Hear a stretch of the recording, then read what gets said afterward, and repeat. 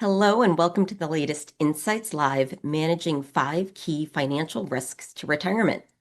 I'm Susie Allen, Vice President of Insights from Fidelity Wealth Management. Thank you for joining us today. Well, here at Fidelity, we help clients plan for their financial future, and helping clients prepare for a successful retirement is at the core of that planning. I'm joined today by two Fidelity professionals who have spent many years working with clients.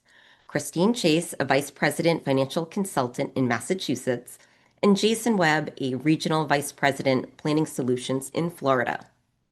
But before we get going, I want to let you know Fidelity does not give tax or legal advice, and nothing we discuss today should be interpreted as tax or legal advice. The information we are providing is going to be general in nature, and it may not apply to your situation. If you have legal or tax questions about your specific situation, we encourage you to talk to your attorney or tax professional. All right, back to retirement planning. So managing risk is a key part of financial planning. And Christine, in your experience helping clients create retirement plans, what do people worry about most and what should they be thinking about more? Yeah, it's a great question, Susie. I find that in my experience, most people worry about things that they've experienced in the past, but wonder how it will feel different approaching retirement or in retirement. So, market volatility and spending come to mind. I tend to hear questions like, what if the market drops right when I retire? Or how much do I need saved to make sure I don't run out in retirement? Or how will I pay for my expenses when my paycheck stops? These are all very real concerns and they deserve attention. But I also feel like a big part of my job is talking to people about considerations they may not have front of mind, but are still important, like healthcare costs and longevity.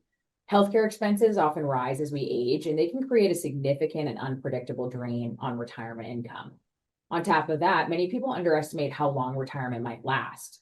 Living into your late 80s or 90s is increasingly common, which means you need to plan for maybe 25 or 30 years in retirement, which is, of course, a good problem to have.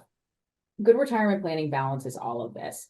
It's not just about managing market risk or controlling spending, but also about preparing for a long life, planning for healthcare and long-term care costs, and hopefully enjoying retirement in the process. All right. Well, we are going to talk about managing all these risks today. Thank you for that roadmap. The first risk we'll discuss is money running out in retirement. And as Christine mentioned, whether their money will last is a risk people tend to worry about a lot. So, Jason, welcome back and tell us, how can someone figure out whether they've saved enough to retire comfortably? Yeah, so one thing I will say that I've learned to be true over many years of financial planning is that living comfortably in retirement is not solely dependent on how much you saved, but driven in a big way by how much you spend. Now, the good news is spending is something we can understand, we can manage, and we can ultimately plan for in retirement. Now, to do that, we start by breaking retirement expenses down into three simple categories. The first is going to be what we call your essential expenses. So think of these like the expenses that are your must-haves, your basic necessities of living. These are things like food, mortgage, healthcare, utilities. These are the type of expenses that don't necessarily vary or go away based on what the markets are doing. The second expense is what we call your non-negotiable expenses. Now, these are certain expenses that you are personally not willing to compromise on in retirement. Think of this as things like travel, golf memberships, charitable giving, or other expenses that will define your quality of life in retirement.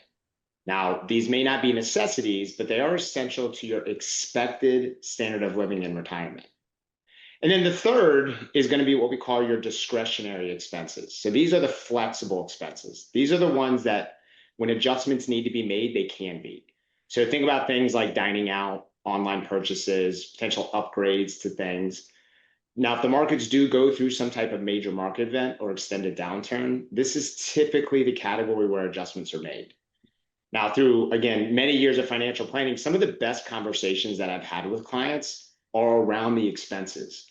Not only does it help us as financial planners paint a picture of what that retirement will look like, but it really digs into the heart of, what's important. And I think about some of the cases I've been involved with. Some of my favorite ones over the years are going down to the Caribbean and island hopping for a month every year, or I've seen that I want to go visit my grandkids and I want to be able to take cruises. So there's a lot of things that are in there, and we can paint that picture through expenses. Now, once we understand the expense categories, we can clearly outline what it's going to take to support your desired lifestyle in retirement. From there, we evaluate your available income sources. So this is typically going to be things like Social Security, pensions, annuities, your investment portfolio, or any other types of expenses, or I'm sorry, any other types of income that you may have available. Now, we then take the income and the expenses, and we in essence stress test this through various market scenarios. We refer to this as confidence levels, where we can sit down to make sure that you are on track to make sure that your money will last throughout retirement, and ultimately what adjustments might need to be made along the way. All right, Jason, thank you. Certainly helpful to understand all the different expenses, and what a great way to learn more about your clients. I love the Caribbean note there.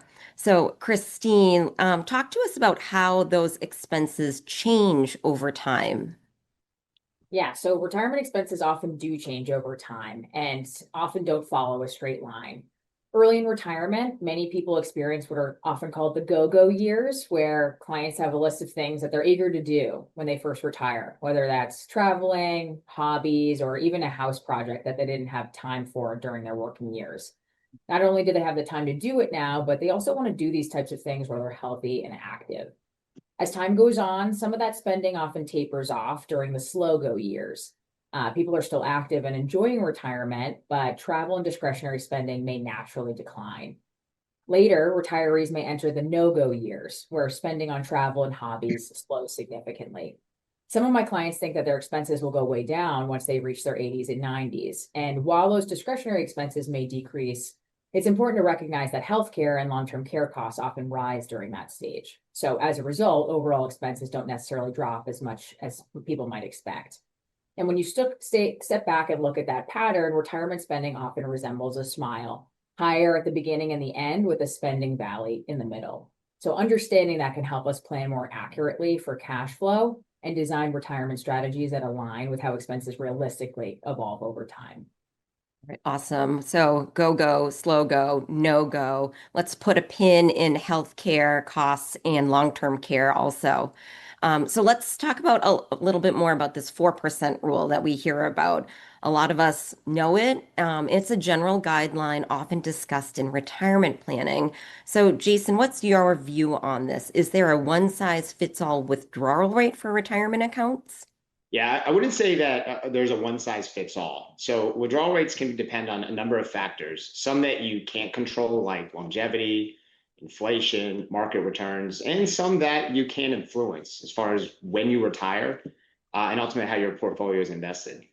Now, the most widely referenced guideline out there is the 4% withdrawal rule, which has been popular since the mid 90s. I often view the 4% as a starting point, but not a guarantee. Now, Fidelity's research suggests that withdrawing between 4 or 5% of your retirement savings in the first year, and then adjusting that dollar amount each year for inflation. This approach has historically offered a higher probability of success, but again, not a guarantee. However, one thing, whenever I talk about withdrawal rates with clients, one thing that I like to emphasize is that it's important to understand that small differences matter. Moving from a 4 to 5% withdrawal might sound minor, but that actually represents a 25% increase in spending from the portfolio. Now, to illustrate this, I often like to review the withdrawal study from our retirement income planning brochure. Now, this is a 35-year period. That's a relatively challenging time to retire. But what we can learn from the study are a few things. At the simplistic level, what you'll notice is that just simply shows the impact of different withdrawal rates over this time frame. Simply stated, the more you take from the portfolio, the faster you ultimately could deplete the accounts. But the thing that I always want to make sure that I highlight is the percent that we don't necessarily color code on this study. And that's the 1%. And that 1% is the 1% difference between a 4 and 5% withdrawal. Now, again, based on this 35-year study, what you'll notice in the difference between that 1%, it could be the difference between doubling the amount of money that you had or potentially running out of money before the end of retirement. Now, this is why Fidelity believes you should be able to cover your essential and non-negotiable expenses with reliable sources of income. So these are things like Social Security, pensions, annuities, and then utilizing portfolio withdrawals for more of the discretionary spending that can be adjusted if the markets experience a correction or some type of extended downturn. Yeah, those are helpful visuals there too, Jason. Thank you. In terms of how long your money will last, a common question from clients, knowing they hold different types of accounts, is does it matter whether you withdraw first from an IRA, Roth, or taxable accounts? So, Christine, can you help us on this one? Oh, Christine, I think you're on mute. Thank you, Susie. So I think when we take a look at withdrawals, I get this question a lot, right? Where do I withdraw from first? And there's different methods for withdrawals. A common withdrawal strategy is known as the traditional withdrawal strategy, which follows a sequential order. So you first start with your taxable non-retirement accounts, then go to tax-deferred accounts like traditional IRAs, 401ks, and 403bs. And last, you do your tax-free accounts like Roth IRAs. I've seen this work well for clients who are retiring earlier and can't yet tap into retirement accounts without penalty. It could also be a good option for people who have other taxable income coming in, like rental income, pension payments, deferred compensation, or even someone who's working part-time. Another example could be somebody who is doing Roth conversions, which are taxable, and they'd like to keep other income low. Of course, this all depends on the makeup of the taxable account and if you have embedded gains. The traditional approach allows your tax-deferred and tax-free assets more time to potentially compound and can help manage taxable income in the early years of retirement. However, a drawback from this could be that you have a future spike in income and therefore taxes once withdrawals from the tax-deferred accounts begin. And in certain situations, this could increase the taxation of Social Security benefits and trigger higher Medicare premiums, known as IRMAA. Another alternative approach is proportional or blended withdrawals. So rather from drawing from one account only at a time, withdrawals are taken from multiple account types in a tax-efficient mix, often based on account balances and income goals.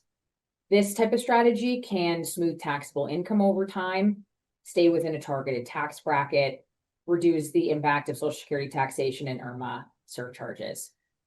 This could be especially helpful for individuals who have accumulated a large portion of their retirement savings in their tax-deferred accounts. And I often see this with my clients because Roth retirement accounts weren't widely available until the late 1990s. And big tax-deferred retirement accounts can lead to big required distributions down the road, which are taxed as income.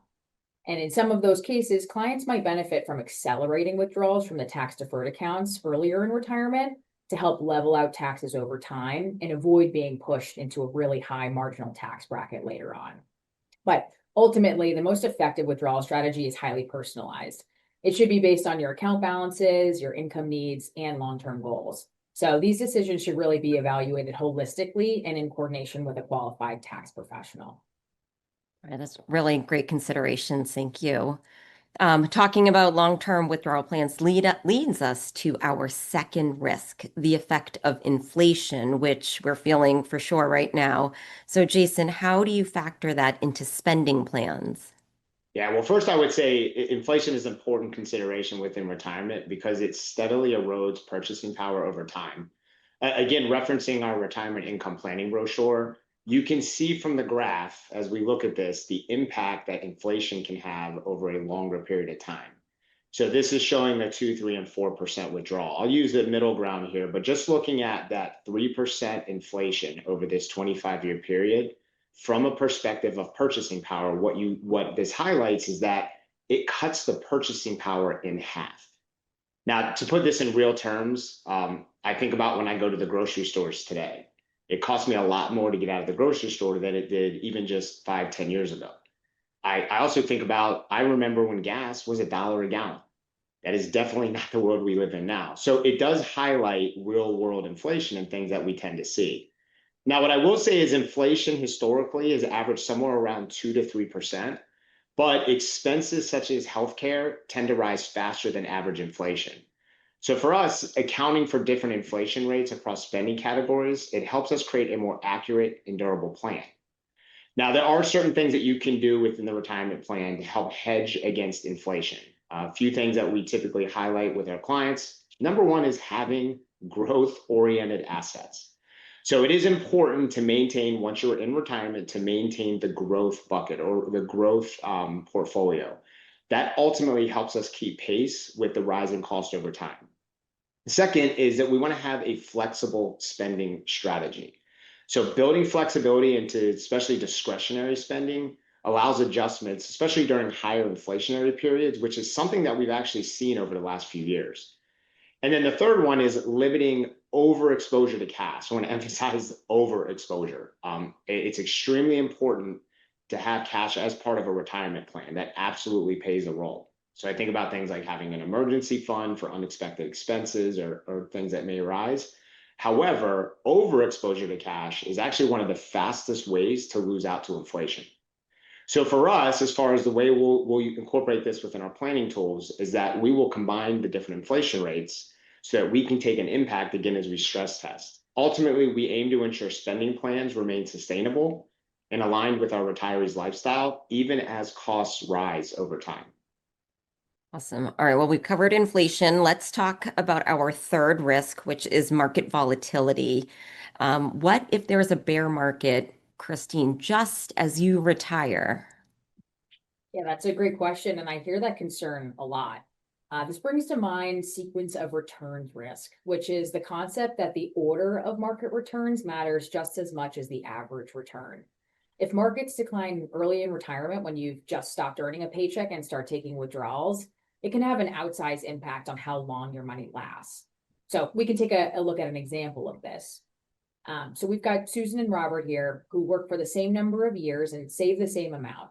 They get the same exact market returns, but in the opposite order. So Susan's early years have positive markets and later years are negative, and Robert is the reverse. What's interesting is that they end up with the same amount of money, and the order of the returns didn't have an impact. However, this changes in a major way once they retire and start withdrawing. Susan again retires into positive markets and is able to take withdrawals while at the same time, her portfolio is growing and continues compounding. Robert unfortunately retires into down markets and he still has to take distributions for expenses, but while he's taking those withdrawals, his investments are declining and he's forced to sell while prices are down. So instead of his portfolio recovering, he's permanently shrinking the amount of money he has left invested. And even if markets turn around later, there's less money left to participate in that recovery. Retiring into a down market can make people feel less confident in their ability to spend during retirement. And we don't want market volatility to cause that feeling of needing to pull back and foregoing things that are really important to you. Yeah, as you're talking, it brings me back to the Great Recession. I was here at Fidelity, and it was certainly hard on many retirees. Yeah, it really was. And I feel like that's probably the most recent, really big, long impacting recession. But let's take a look at a real life example of someone who retired into that bear market of 2008. So this shows an example of a couple who retires in 2008 with $1 million invested in a diversified 60-40 portfolio managed by Fidelity. They plan to take out $40,000 a year for expenses, and they plan to increase that by 2% for inflation each year. After the big hit, you can see their portfolio drops to around $650,000. This must have been really scary, I can only imagine. But they stayed disciplined and stayed invested through this. And you can see over time, even as they're taking withdrawals, their portfolio is able to recover and keep growing through the years. You can see they even get back up over the $1 million point at one point. But even if the numbers work, it can be really hard to feel comfortable and confident during those types of markets. So while retirement planning, I encourage my clients to think about the experience they want. During those times, would they prefer more predictable, non-market dependent income? The idea, I think, is really just to be proactive ahead of time and have a plan for income, have a plan for maintaining the appropriate asset allocation, and also keeping some less volatile assets available for spending during those market downturns. All of those things can help reduce the impact of a bad market at the wrong time. All right, great considerations. Earlier Christine had mentioned sequence of return risk. And Jason, what can help manage for sequence of return risk? Yeah, so a few things I'd highlight, actually go to Christine's comments briefly. So that retiring in a bear market study, a few things that jump out. One, I was there. I lived that here at Fidelity as well. I remember taking those phone calls. There was definitely a lot of panic going through that time frame. The experience, which is something Christine mentioned, I think is important. As many retirees, as you think about going through some type of correction or event like that and losing 30% of your portfolio over a year, that can be very difficult. And one of the things that holds true in that study that we did is that the clients stayed the course. So they did not bail out. They stayed invested, which can be a very difficult thing to do, especially in retirement.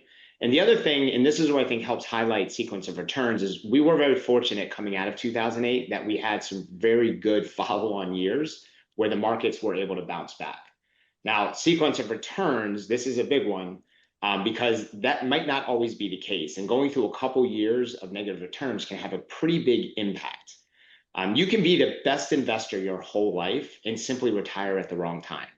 Now, there's an academic that Fidelity has used outside of Fidelity who's done a lot of research in this space. And there's part of a study that he did has always resonated with me and something that I found myself sharing with advisors and clients. But part of the study, what he found was that the compounding returns over the first 10 years of retirement account for nearly 80% of the final retirement outcome. So simply put, the market experience early in retirement will play a critical role in determining how long your assets last, or ultimately how much you may have at the end of retirement.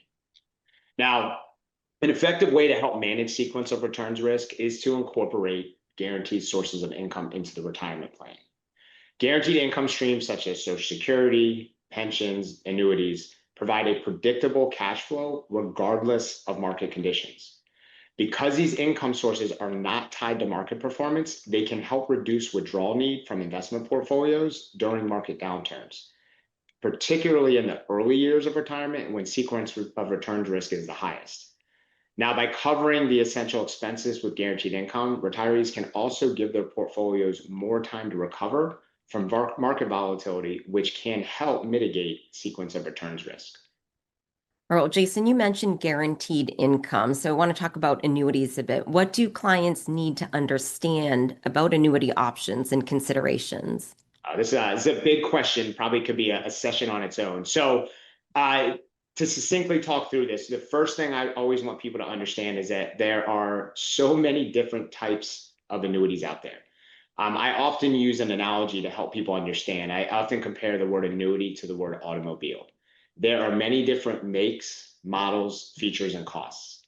Now, certain annuities can be valuable tools in retirement planning, whether you are looking to protect your asset from market volatility or protect your lifestyle in retirement by adding income. What I will say is when evaluating annuities, it's important to clearly understand both the benefits and the considerations before deciding if and how they fit into a plan. Now, to focus for a moment on income annuities, which ties well into some of this conversation today, these type of annuities offer potential for guaranteed income, often for life. This predictability can help manage risks like market volatility, longevity, that sequence of returns. And then, however, what I do want to talk through are some of the considerations and trade-offs. So when we think about annuities, one of the things that typically comes up is the liquidity trade-offs. So certain annuities may limit access to principal once income begins, meaning less flexibility compared to traditional investment accounts. Cost and complexity, right? Some annuities include fees, riders, or surrender charges that need to be fully understood upfront. And then inflation impacts. Many annuities will provide a level or fixed income, which means payments do not increase over time. So without inflation adjustment, the purchasing power of that income may decline over a long retirement.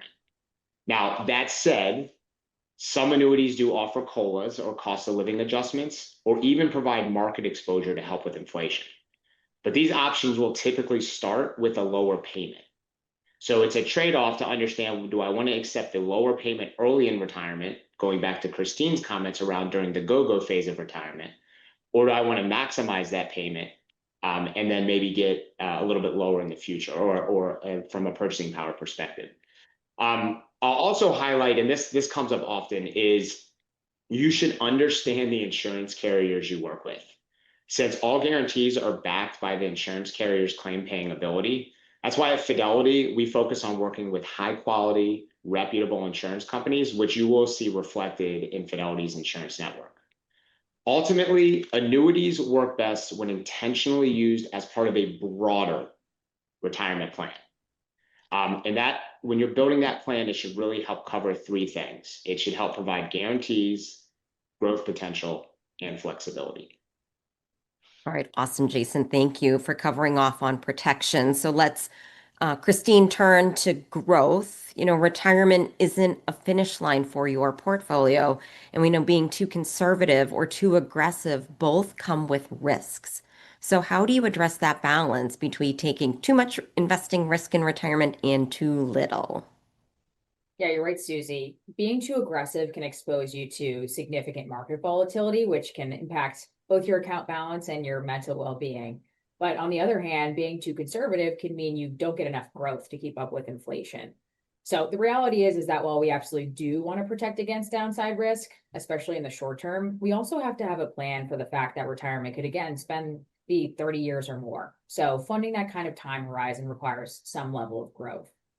And that's really why the goal is to have a balance of different types of investments. And this is where asset allocation comes into play. So your asset allocation, which is your mix of stocks, bonds, and cash, is the single biggest driver of your portfolio's risk and return. By diversifying across different assets, you can help smooth out volatility, reduce reliance on any one part of the market, and support both income and long-term growth. I'd say one of the most common questions I get from clients is, how should I be invested, right? What should my allocation be? Some people come in having heard that their equity allocation should be 100 minus their age, or that you should just become more conservative as you get older. But the truth is that this should be based off of you, right? And your personal withdrawal needs, your comfort with risk, and the rest of your financial situation. And it is something that you should revisit at least annually to make sure it continues to align with your goals. At Fidelity, advisors are able to provide clients with the appropriate allocation based off of this information. And then clients can decide if they want to own the responsibility of portfolio management or tag in Fidelity's investment team, strategic advisors, to help. Either way, it's crucial that somebody owns the responsibilities that make up portfolio management, researching an investment selection, monitoring economic trends, and regularly maintaining the portfolio, which includes rebalancing and tax management. Well, certainly a hard balance, and sometimes it's tempting to stay out of the market altogether and hold cash, as Jason noted earlier. But as we've discussed, you'll lose purchasing power over time. So, Christine, can you talk a little bit more about how you help clients assess how much cash to hold? Sure. Yeah. Holding an appropriate level of cash is a critical component of a sound financial plan, right? Cash provides liquidity, flexibility, and peace of mind, especially for the unexpected. A common guideline is 3 to 6 months of living expenses for dual income households. And then for single income households or retirees, it often makes sense to hold a little bit more cash, maybe 6 to 12 months of expenses. Beyond that emergency fund, as we would call it, I also encourage clients to set aside cash for known near-term expenses, generally anything planned for the next year or two. This could be a home renovation, a car purchase, or a college tuition payment. From there, we evaluate the remaining assets that you have to balance that long-term growth with protection. All right. Well, that brings up our fourth retirement risk, longevity, or the risk you might live longer than you thought. Most people aren't unhappy about living longer, but how do you factor this into your plan? Jason, bring you back into the conversation here. Yeah, not many people think about living as a risk, or living a long retirement as a risk, but it is important. I often share with clients that it is a prudent financial planning technique to plan to an age that there is a reasonable chance that you can reach. I think about my own personal situation, which I share often, like just based on my family history, I probably reach a point in my 80s where I'm on borrowed time. But even I plan into my early to mid 90s, right? It's just a way for me to ultimately understand and stress test over a longer period. Now, what I will say, the reason I do that is that based on the current actuarial tables, there's a 25% chance that a person who is 65 today will ultimately live into their early to mid 90s. Now, planning for longer time horizons creates a margin of safety and helps ensure that our retirement strategy remains resilient if you enjoy a long retirement. Now, beyond just taking conservative planning assumptions such as that, there are some other things that we can consider. So one of the ways to help manage longevity risk could be by incorporating additional lifetime income, similar to a few things we've talked about earlier, but this is a slightly different approach to it. And that approach in particular is what we refer to as a qualified longevity annuity contract, often referred to as a QLAC. A QLAC allows you to set aside a portion of your qualified assets. So think about things like an IRA or a workplace plan, and be able to use that to create a guaranteed income stream later in life that you can defer out all the way out to max of age 85. So I go back to Christine's comments earlier about thinking about expenses like a smile, like heavy expenses early on, a little bit of a spending valley that ultimately may pick back up later in life based on the health care concerns or other things that might arise. That's the beauty of the QLAC, is that it does give us the ability to create that predictable income stream when other assets may be depleted. It also is a kind of a side benefit of this is that it can also help with required minimum distribution. So it can actually help offset some of that. Ultimately, when planning for longevity, what we want to focus on is making sure that you do not outlive your assets, right? And if we can reduce the risk of outliving your savings, then we can support steady income that provides financial confidence throughout retirement. All right, thanks, Jason. And related to longevity, let's talk about that fifth risk, the risk of rising healthcare costs, the one we put a pin in earlier. And these can be such a moving target. So, how can people estimate what they might need to save to cover those expenses? Yeah, so healthcare costs can be challenging for most people, and that's because they can vary widely from person to person based on individual medical needs, longevity, which we spoke of, even geographical location. Where you live matters or could matter. Now, what I will say is, according to the 2025 Fidelity Retiree Healthcare Cost Estimate, which was put out last year, I think it was our 24th edition of putting that out. We can note that a 65-year-old retiring last year in 2025 can expect to spend approximately $172,500 on healthcare or other medical expenses over the course of retirement. So it's important to call out that this estimate does not include long-term care. Now, adding to the challenge of this, which we mentioned earlier, healthcare costs have historically increased at a higher rate than general inflation, meaning these expenses tend to grow faster over time. So taken together, these factors highlight the importance of planning ahead. And I will say incorporating healthcare costs into a comprehensive retirement plan is extremely important. Yeah, those are some eye-opening estimates for sure. Christine, what are some strategies to plan for covering later in life healthcare expenses? Yeah, so I think the key here is first just being aware of those potential healthcare costs in retirement, like some of the figures that Jason just mentioned, and then planning ahead for how to cover them. So while you're working, if you're enrolled in a high deductible health plan, you might be eligible to contribute to a health savings account, otherwise known as an HSA. Those accounts come with a very powerful triple tax benefit. Your contributions are tax deductible, the money grows tax-free, and as long as those withdrawals are used for qualified medical expenses, the withdrawals are also tax-free. And some employers may even contribute to their employees' HSAs, so it's worth checking out to see if that's available to you. One thing I'll note on those is, while you can use those accounts to fund medical expenses today, I'll encourage many of my clients, if possible, to allow that account to grow and maximize the tax benefits for down the road later in retirement, almost using that bucket as another retirement account. Another thing is, once you reach the age of 65, you'll be eligible for Medicare. And it's important to work with a specialist to determine which supplemental plan makes the most sense for you. We actually rolled out a Medicare team here at Fidelity who can help review the different plans. And of course, you want sufficient coverage based on your health needs, but you also don't want to overpay for coverage you don't need. We also want to be mindful of IRMAA and other Medicare surcharges, which means coordinating the Medicare decisions with the rest of income planning in retirement. Last, I'll say it's really important to plan for long-term care costs, right? We don't want to think about those types of costs, but statistically speaking, about 70% of people who reach the age of 65 will need some form of long-term care at some point. Some people choose to self-fund these costs through savings and investments, and others choose to use tools like hybrid life insurance policies with long-term care benefits as part of their strategy, and sometimes a combination of the two.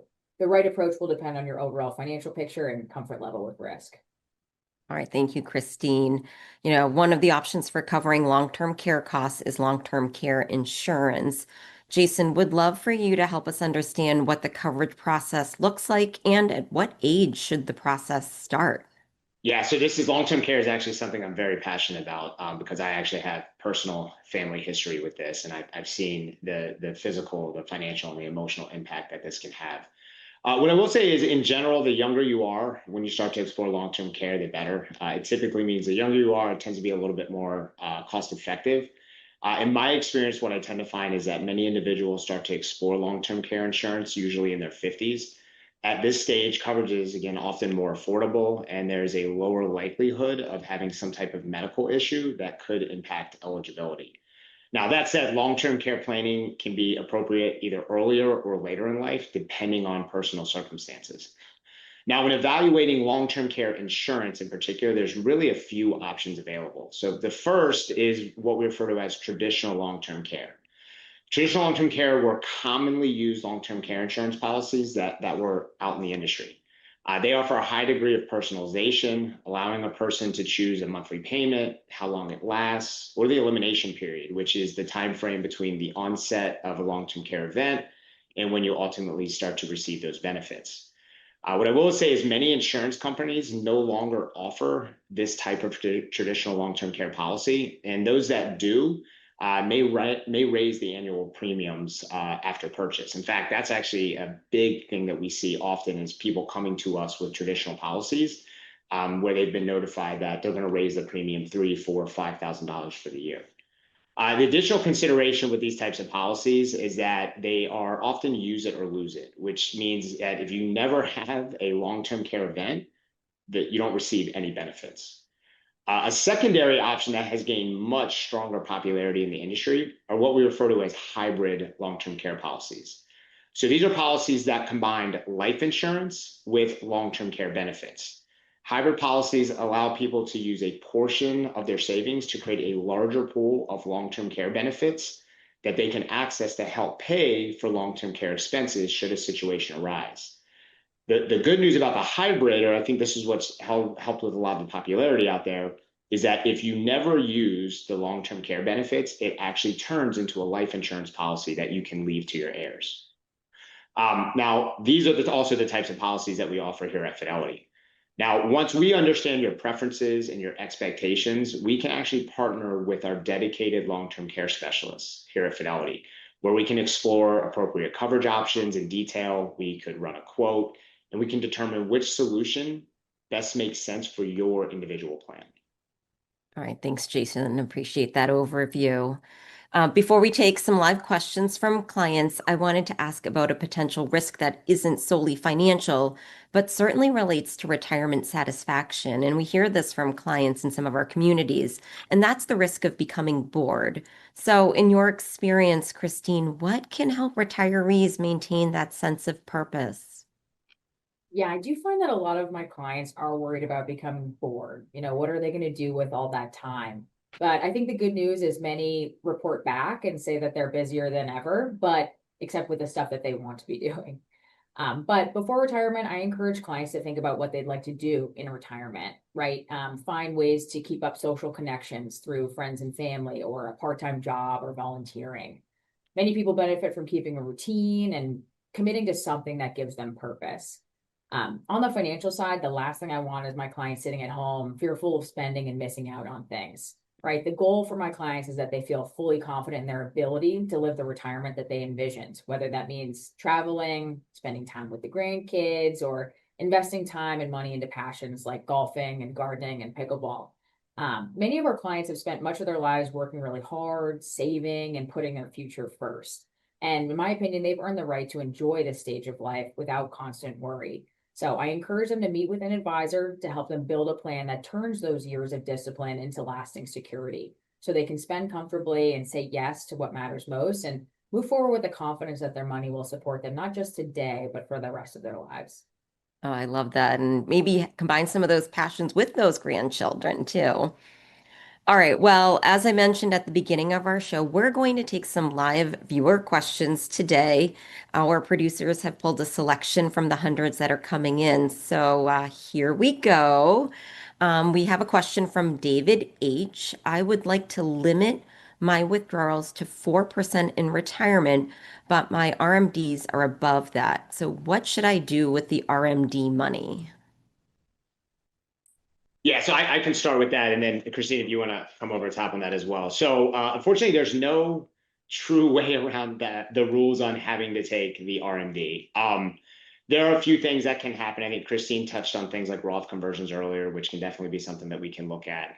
But this does happen. We do see people who amass a good amount of wealth within their tax advantage accounts, and then later in life find themselves having to take more from the RMD than they ultimately need, or it's above ultimately the 4%, which RMDs themselves will grow above the 4%. The key on that situation is how much of the money do you need versus how much are you having to withdraw.